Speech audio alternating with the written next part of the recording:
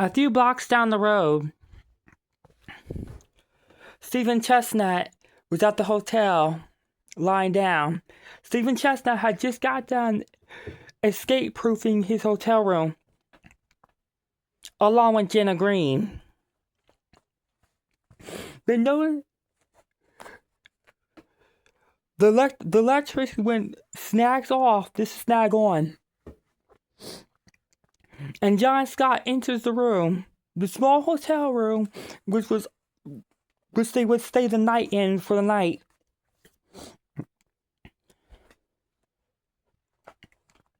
John Scott had prepared to sleep on the floor.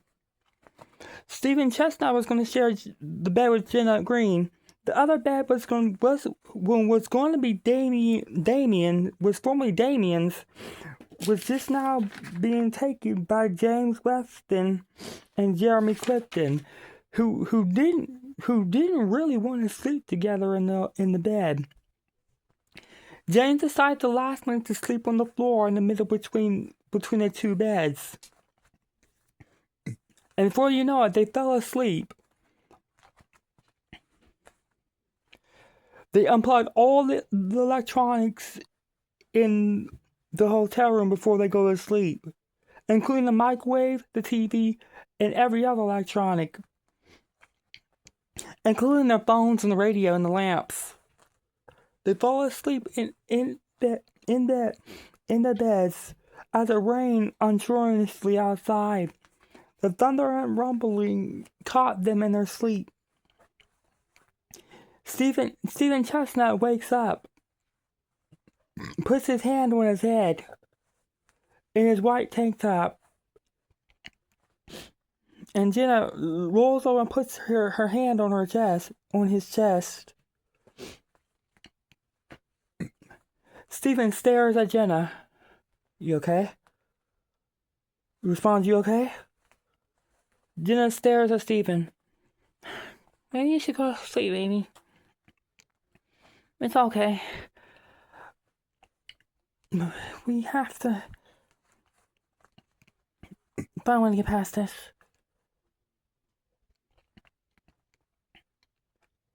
Stephen responds, I'm just worried about Sarah. What's been going on? Jenna stares at Stephen in his sleep as he rolls over several minutes later and falls asleep.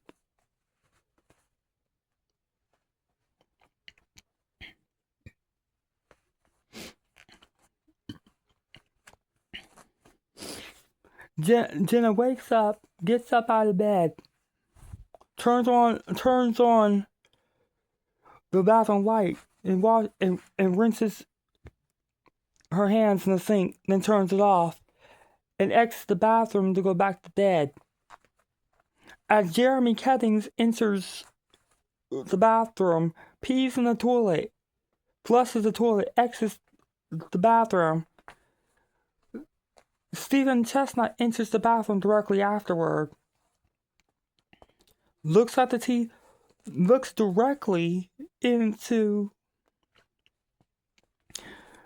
the mirror before turning the faucet on.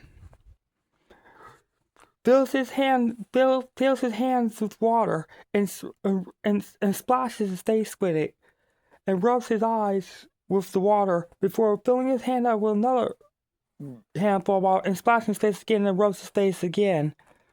Grabs the dry towel and dabs his face with the dry towel, and when he's done, the window in front of him cracks and shatters directly in front of him. However, the way the window cracked seemed unfortunate, and when he denies the situation at hand at first, but then seconds later looks directly within the shattered frame and notices another situation at hand.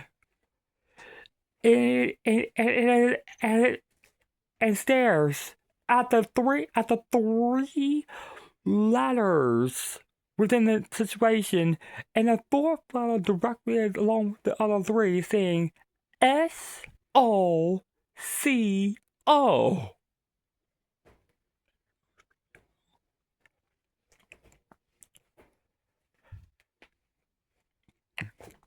Stephen exits the bathroom and plugs up the TV and turns it on. James wakes up automatically, not agreeing with the situation at hand. John Scott asks Stephen what he's doing, and understood nothing of the situation. He was turning it on. Stephen Chestnut gimmicks a sign towards John Scott and James Scott and him and his friends, along with Jeremy Clifton, into the bathroom, squeezing each other in. Stephen Chestnut points at the shattered letters, saying SOCO.